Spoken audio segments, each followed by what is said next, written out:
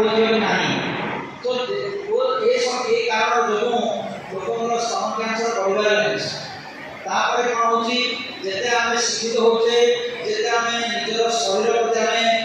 आम सौंदर्य जागृत होचे याद्वारा स्त्री माने निजर छुआ मान स्तन प्रॉपर्ली पाते नहीं याद्वारा भी स्तन कैंसर होता है तेणु गोटे नियम तुम स्त्री तुम घर जेकोसी स्त्री लोक अच्छा माँ हूँ भौणी हूँ जी प्रत्येक बाध्य करूँ कि स्त्री छुआ क्षीर 2 वर्ष क्षीर स्तन तेणु आज आम क्रांति तरफ समस्त को पिंक रिबन देलु कारण जो माने स्तन कर्कट रोग पीड़ित अच्छा से उत्साहित करी आउ किछि दिन बंचार राह देखापी आपण माध्यम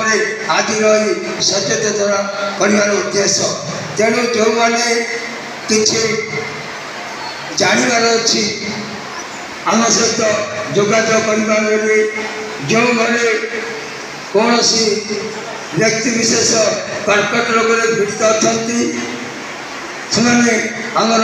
क्रांति ऑफिस सहित जोगाजोग करूँ आम तार चिकित्सार व्यवस्था करूँ क्यों गाँव में किसी ओरिजिनल ड्रेस हाथ रखा आईटेल से अनुरोध करुँचे उपरक आसे गोटे ग्रुप फोटो उठाब